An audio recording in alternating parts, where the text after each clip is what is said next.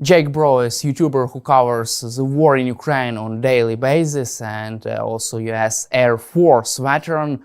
Welcome to our program, Jake. Daniel, thank you for having me back on. As the war in Ukraine enters its fourth year, how can you assess this stage of the war in Ukraine right now, also as Donald Trump also looking forward to end this war by making the deal? What is your reaction to this, and how can you assess current stage of the war? Well, on the ground, neither side are really moving. It was almost 6 months ago now that people were talking about the imminent capture of the city of Pokrovsk, but Ukraine has been holding them off now for 6 months. So on the battlefield, Ukraine is doing fantastic. Russian logistics are a nightmare. We're seeing pictures and videos of the Russians using camels and donkeys to get supplies to the front lines. So the real battle happening right now is in politics. Can the Western Alliance retain the political will to keep supporting Ukraine at the necessary levels? So I know with the headlines, what's dominating right now is Donald Trump. He's now been in office for a little over a month. And yeah, there's a lot of questions and uncertainty about future aid for Ukraine, as well as the world's relationship with the Russians. Are we going to break isolation? Are we going to normalize relations with a brutal regime that has killed hundreds of thousands of people? And as an American, I hope that's not the case. I hope we don't move to normalize relations with the Russians. They should remain isolated until Putin gives up on his imperial ambitions. US President Donald Trump says Vladimir Putin will make concessions. What is your reaction to this statement? And does this mean that Russia can no longer sustain this war? Do you believe in that? The two things that the Russians want the most from Donald Trump is to stop delivering military aid and weapons and to lift all sanctions on Russia. And these talks happening in Saudi Arabia, we don't know what the outcome will be.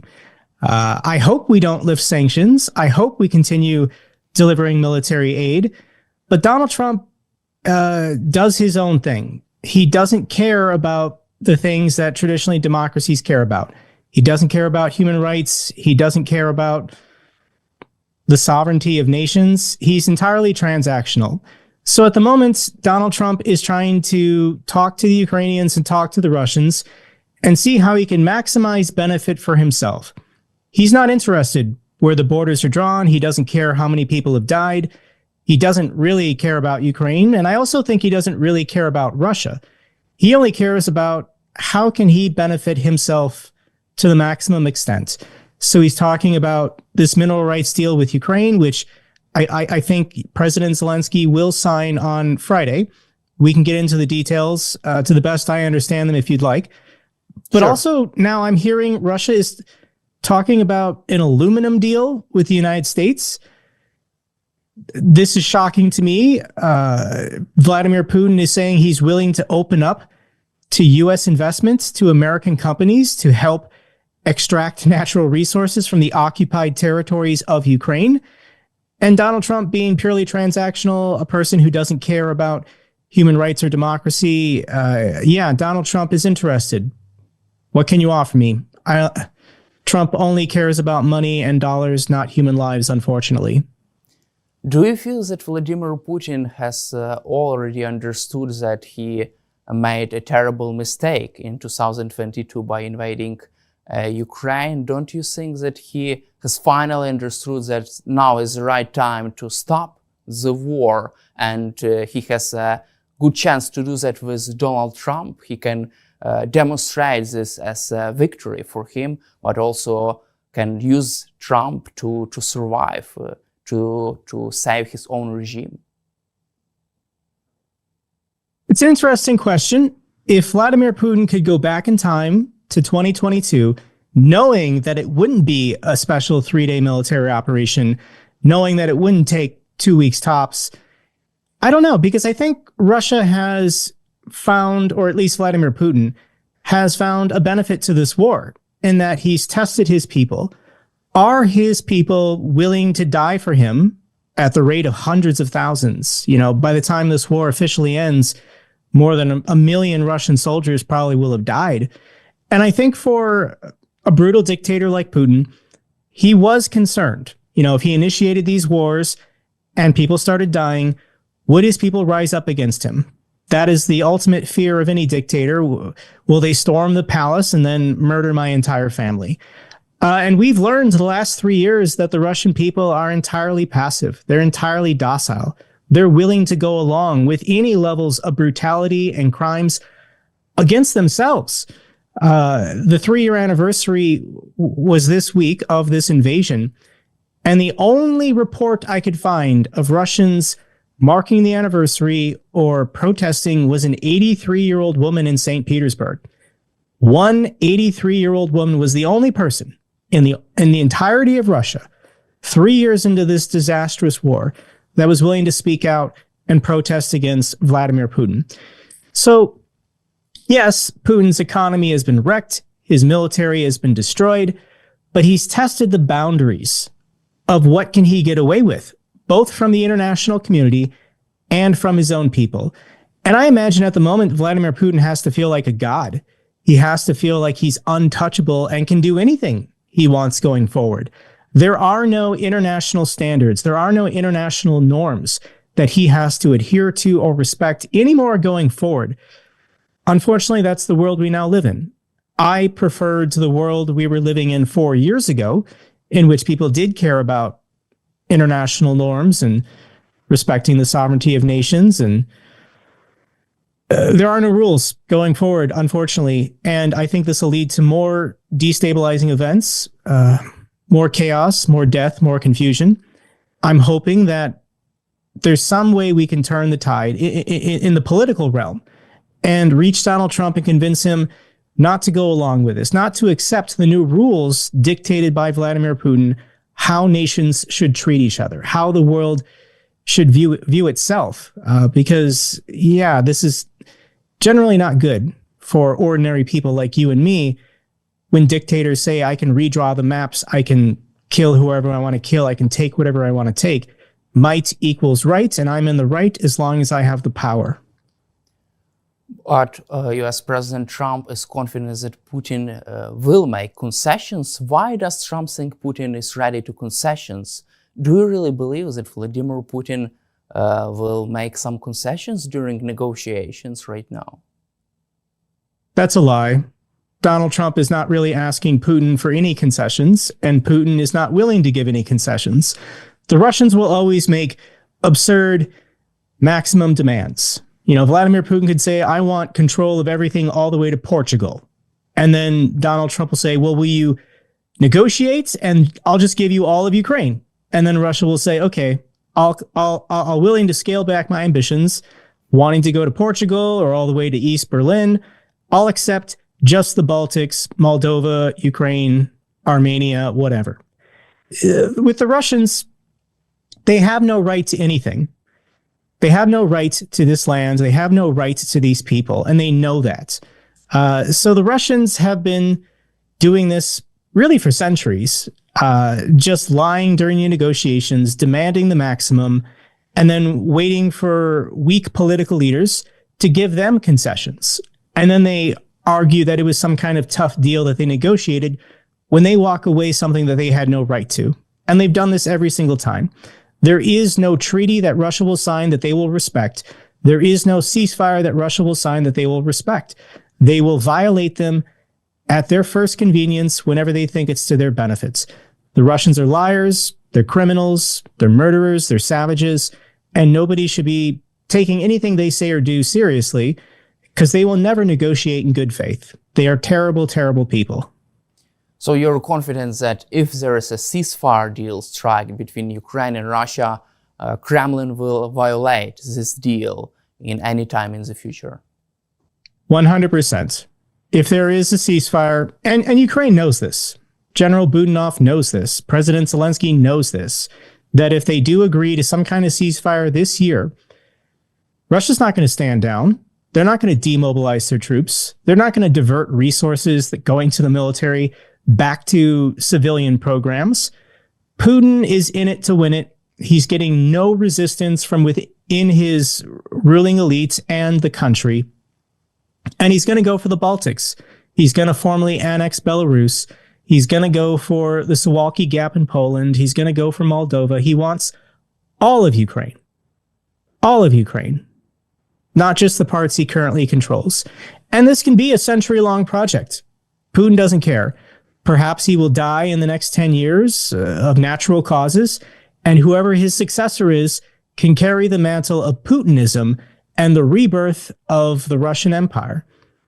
500 years from now, when Russia controls half of Europe and Central Asia and the Caucasus, statues to Putin will be erected all across the Russian Federation.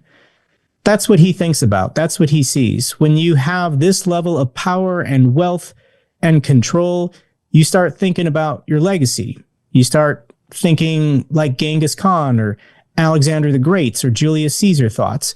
It's about empire. It's about megalomania. These people don't care how many people die, both of the people they're invading and their own troops. It's just about their own insatiable lust for power. It's disgusting. Also, General Budanov, the head of Ukrainian military intelligence, says that Ukraine and Russia are likely to strike a ceasefire deal this year. What is your personal prediction about the possibility of making a ceasefire deal this year? Well, as anyone can see, the Russians on the front lines are using donkeys to get their artillery shells to the front lines. So yes, Russia needs to take a breather.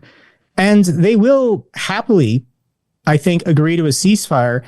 I imagine they want to do this prior to the May 9th Victory Day parade, just so they can consolidate their forces and have a big propaganda win.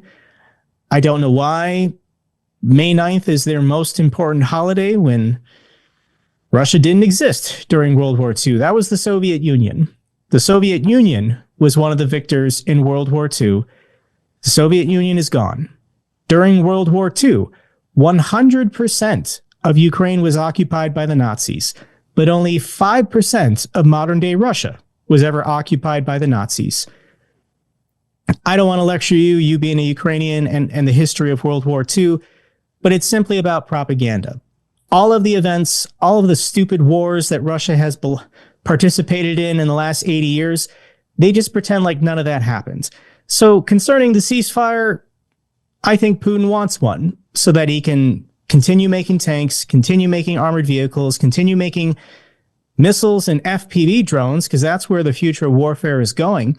And once he's stockpiled 6 or 7 million FPV drones, create this new attack, this new wave of destruction that could potentially hit Ukraine this fall or this winter. Who knows?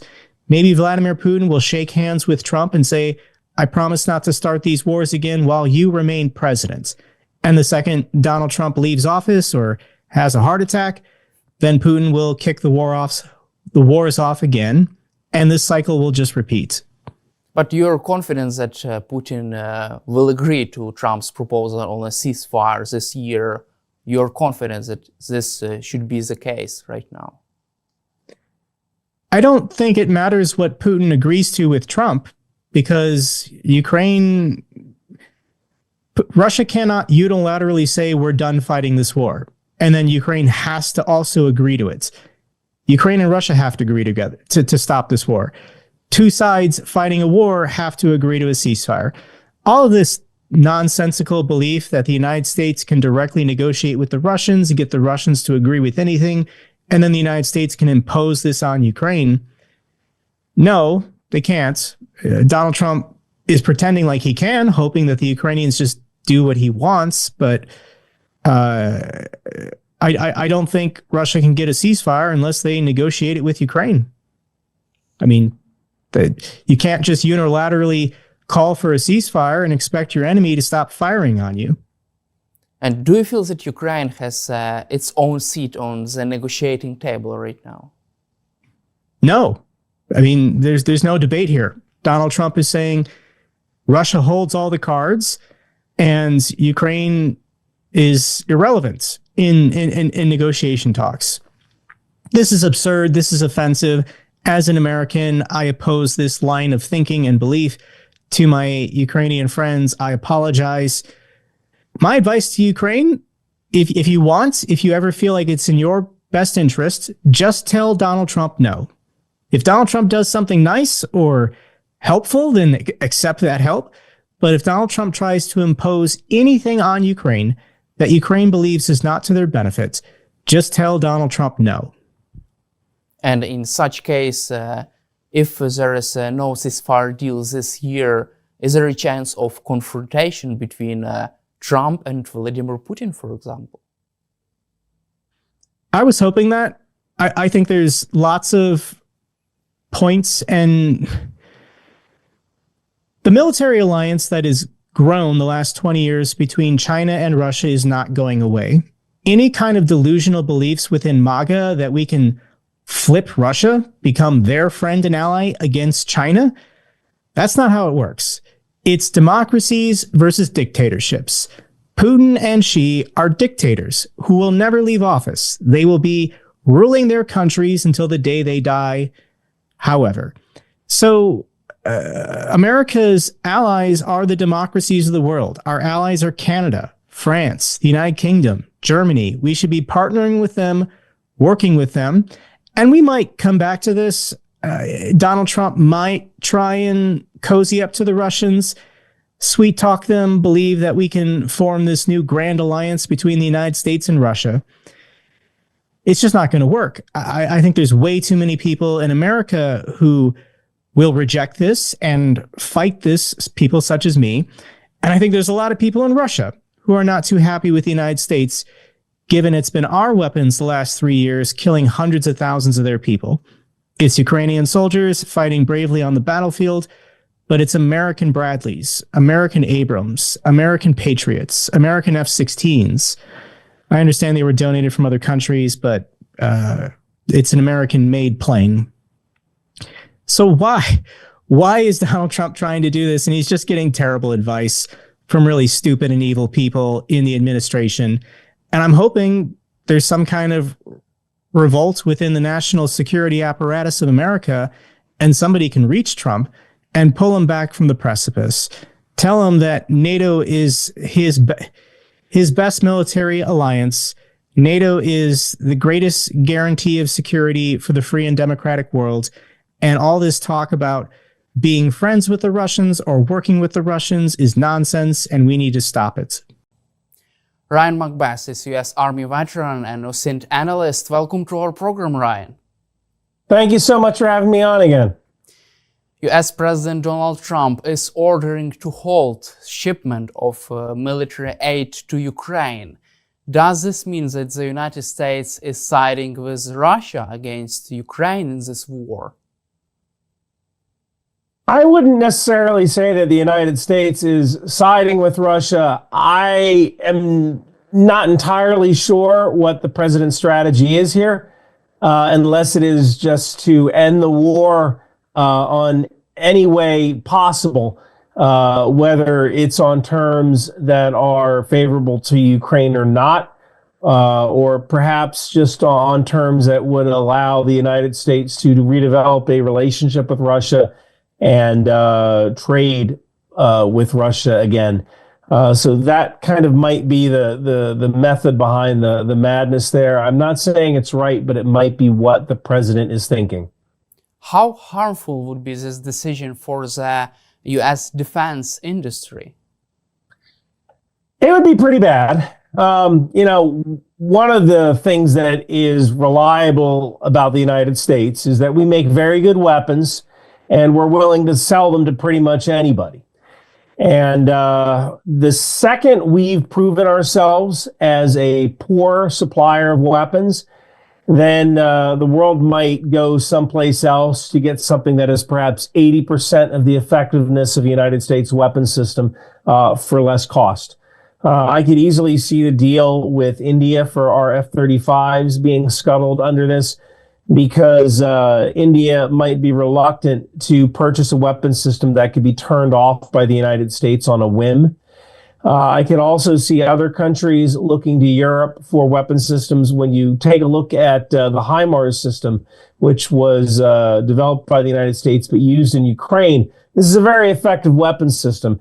But who's to say a country can't go to Israel to get something that is fairly similar for less money, especially if the United States proves to be a less than reliable partner when it comes to actually fulfilling the contracts for those weapons.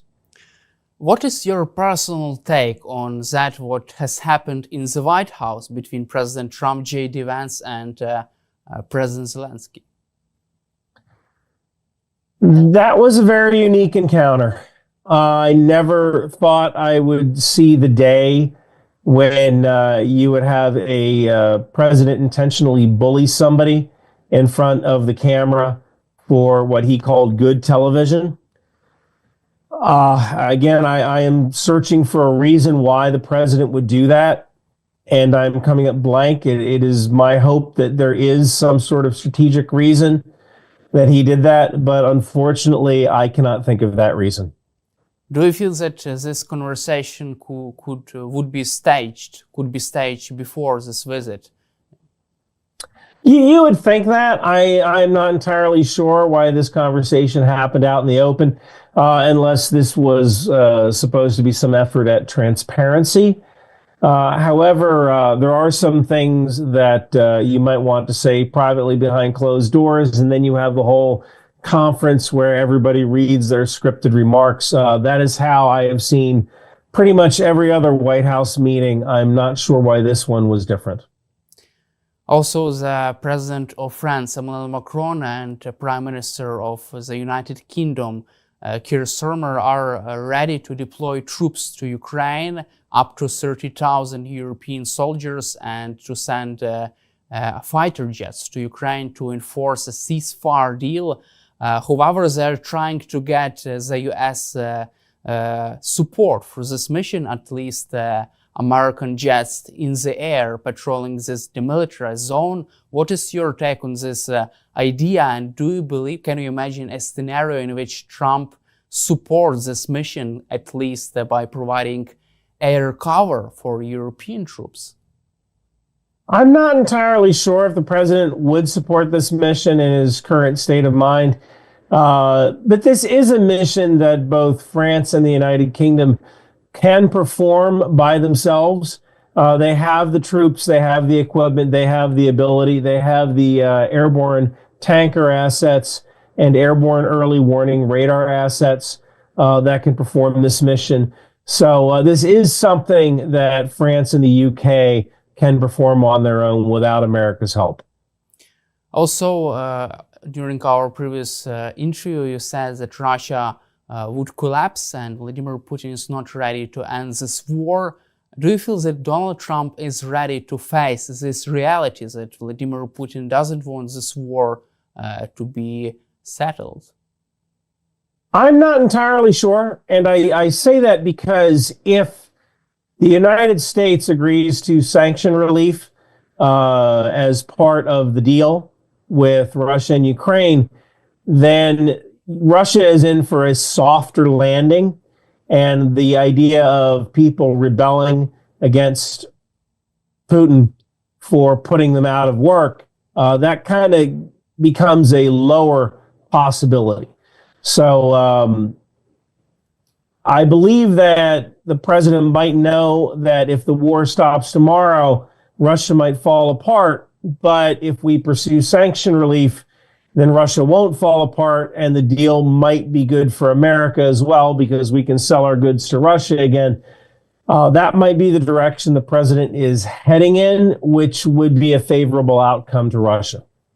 And do you believe that reducing pressure on Russia would also force Putin, would only convince him to seek a peaceful settlement of the war?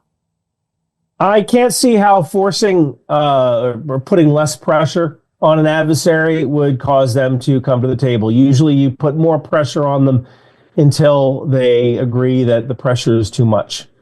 So I'm not quite sure what the tactic is here. On the other hand, we have J.D. Vance, US Vice President, and during his latest interview, it seems like he is pretty confident in this uncertain strategy of Donald Trump. Moreover, he said that best way to prevent another Russia's invasion is to give Americans economic upside in the future of Ukraine. Also, he's saying that it's better idea than deploying 20,000 troops from some random country that hasn't fought a war in 30 or 40 years. What is your reaction to this statement? Well, I believe J.D. Vance may have forgotten the fact that both France and the UK fought in Afghanistan. The UK also fought in Iraq. So I believe that J.D. Vance, he might not be familiar with that. He didn't attain a very high rank in the military, and I don't believe he went to the kind of schools where you were taught that sort of thing. Also, I would like to cover with you another interesting statements and Trump's national security advisor Mike Waltz and U.S. House Speaker Mike Johnson are calling probably for a regime change in Ukraine. They said that President Zelensky should resign or seek peace in negotiations with Donald Trump. Have you expected such a U-turn in U.S. foreign policy? Because this is the same objective that has Vladimir Putin to decapitate Ukrainian government. You know, Ukraine is a pretty resilient country. I'm sure President Zelensky could resign and someone else could take over. And the people could still fight if President Zelensky is the one thing in between receiving aid and not receiving aid.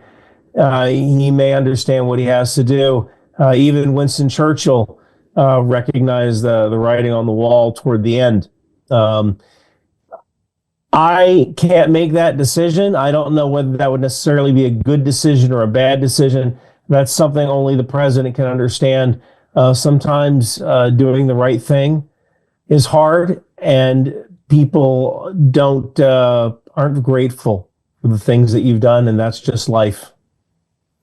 How do you see the things move forward tomorrow in the future? Is there a chance for a reset in the relations between Trump and President Zelensky?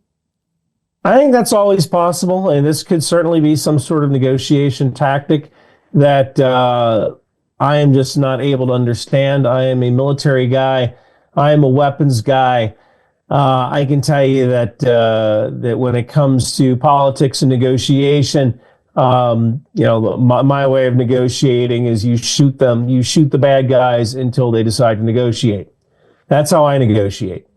So President Trump's strategy is somewhat foreign to me and just not really something I'm able to fully articulate. And also, it seems like J.D. Vance does not understand President Biden's strategy on Ukraine to support Ukraine as long as it takes, as you just mentioned, to shoot the bad guy until he surrenders and make some concessions to you. From your perspective, why is there such a misunderstanding, and why don't they understand the strategy to put more pressure on Putin? Because after the first day of President Trump in the White House, there were some signs that he could put more pressure on Putin. He threatened sanctions against Vladimir Putin. He threatened tariffs. Why did he change his mind? I don't know. And the funny thing about this is that it could just be as simple as in the United States, our political environment is very contentious. And so if the Democrats were for one thing, then you must need to be against it. And it could just simply come down to that. We could have a vice president who isn't very well educated when it comes to global affairs or even military affairs. And he just doesn't seem to understand the consequences of his actions. But if the former President Biden was for something, then he knows that it's good politics to be against it. And it could just be as simple as that. And do you feel that there is a chance that Donald Trump can change his mind again and begin to understand that Vladimir Putin is the biggest obstacle for a peaceful settlement? The president could change his mind 3 times in one day. So that is always a possibility. And don't you think there are some discussions in Ukraine and around the globe that the reason is why Donald Trump is putting pressure on Ukraine but not on Russia, because early stages of negotiations between US and Russia have failed because they didn't have any kind of success in that. That's why they try to put pressure on Ukraine instead. What is your take on that? No, I think that President Trump just wants the war ended, and he doesn't particularly care who wins or loses, or at least in this case, who loses and who loses more. Because both Russia and Ukraine have lost this war. Now it's only a question of who loses more and who loses less. And I don't think President Trump particularly cares who loses more and who loses less. He just wants it done because he promised he'd get it done. And it's just easier to pick on Ukraine, who needs weapons that the United States has leverage over, than it is to pick on Russia, where the United States has less leverage, especially since we've already established sanctions and there isn't much else we can do. From your perspective, don't you think that Trump can also change his mind and his attitude when he will see that Ukraine will be in resistance to him, will resist and will continue to fight back against Russia despite the halting of US military shipment? In my analysis over the past 3 years, one of the things I've noticed is that the people of Ukraine are a lot like the Kurds. These are people who are fighting knowing that maybe their children or maybe even their grandchildren will never be free from the threat of Russia, but they're fighting anyway. And just like the Kurds, America betrayed them. And I don't see Ukraine ever giving up their fight for freedom. But do you feel that Trump's team would be able to understand this in the future, maybe? Signs appear that currently Trump's administration does not seem to grasp the geopolitical consequences of their decisions. And do you feel that they have a plan B for this? I do not believe that the president has a plan B. I believe he's resting on plan A, which is to stab Ukraine in the back until Ukraine decides that it's easier to give in than continue fighting. Also, I would like to cover with you US weaponry. From your perspective, how can Ukraine survive without the shipment of HIMARS systems, missiles for ATACMS systems, and also without missiles for anti-aircraft system? What is your take on that? It makes things a lot tougher. Ukraine might be able to get Patriot systems, or at least Patriot missiles from Israel. Depends on the agreement Israel had with the United States about resale. Once the Patriots run out, which will probably happen by mid-spring or early summer, that's going to be an issue, and Europe needs to step up with either NASAMS missiles or something else in their inventory.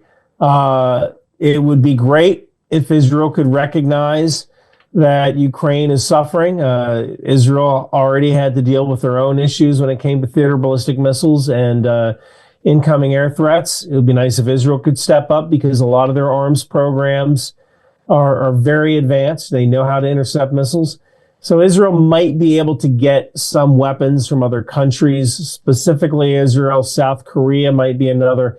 They won't be able to get HIMARS systems exactly, but Israel has a similar system that could probably be used, or Ukraine just needs to kind of invent their own system in the next 6 months. And considering that Ukraine has already developed some pretty darn advanced drone systems, that doesn't necessarily seem out of reach, although there are a finite number of research and development projects you can work on at one time. You just have a finite number of engineers and scientists.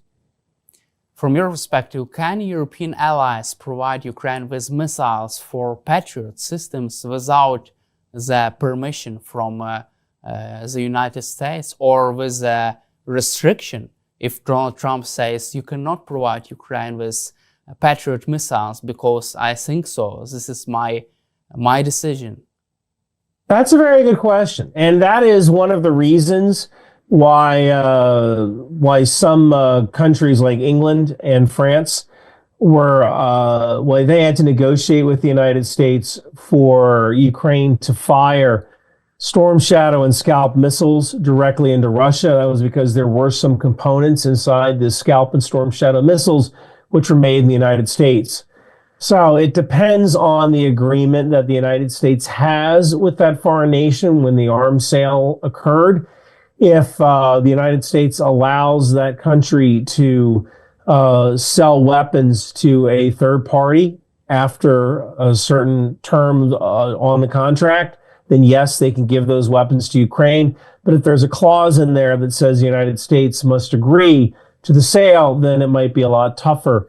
And countries like the UK may have to look toward other options, maybe even look to Spain for some of the older Hawk missiles if those still are under contract. And how can Ukraine, for example, how can European allies help Ukraine to strike deep inside Russia without ATACMS missiles? What are the alternatives? You just mentioned about the Storm Shadow missiles, but what are the other options from European allies, and how can they help Ukraine with HIMARS systems? Well, they're not going to be able to help the Ukraine with HIMARS systems unless getting some sort of license from the United States. However, they could develop their own systems. You know, when I said that Ukraine, they could develop their own HIMARS system, they're only limited by scientists and engineers.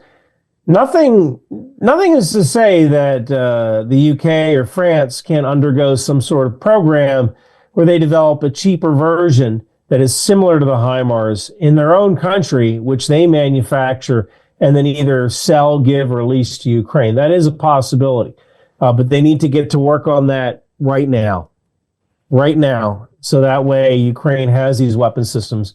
Look, at the end of the day, weapon systems like ATACMS, it's really just a ballistic missile with some guidance. This isn't rocket science. Well, it is rocket science, but it's not. These are all problems that have been solved, and they can solve this problem. They just need to get to work on it immediately. So you're confident that Europe can replace American aid for Ukraine? I don't believe that Europe has a choice. Right now, Europe is looking at America, and they know that if they do something America doesn't like, America might cut off access to weapons systems. That doesn't help with the F-35. That's already in the bag. They already purchased that. They have to keep continuing purchasing parts for that. But there is a reason why the French weapons manufacturer, Rafale, why their stock went up 20% a couple of days ago. It's because Europe has just realized that America is not a reliable partner when it comes to selling weapon systems. Also, I would like to cover with you artillery shells. Ukraine is using artillery on a large scale on the battlefield. Yeah. However, Ukraine is using American-made artillery and American-made shells. How can Ukraine solve this issue with shells for artillery systems? And can Europe replace US producing these shells? How can they solve this issue? Well, Europe produces 155 millimeter shells. Ukraine might also be able to get them from Israel. They might be able to get them from South Korea. Europe has the capacity, but literally everything rolling off the production line will go to Ukraine. There will be very little left for European militaries, which means that Europe needs to stand up some factories, and they need to do it immediately. And do you also expect Trump's administration to halt intelligence sharing with Ukraine? Because according to the latest news, also Ukraine receives support from the US intel community regarding the air alerts, regarding the providing information for people about Russia's attack using ballistic missiles and other air assets. What is your take on that? Yes, that is certainly possible that the United States either will do that if they haven't already, just as another way to make life harder for Ukraine in order to get them to bend the knee to Russia. I believe that France and the UK might be able to take over some of that role, although they have fewer satellites, and so their coverage of what's going on may be significantly degraded. However, if France or the United Kingdom are able to get early warning aircraft in the air, that will actually be better than periodic satellite footage. Thank you, Ryan, for your time and for your support for Ukraine, and glory to Ukraine. Thank you so much for inviting me.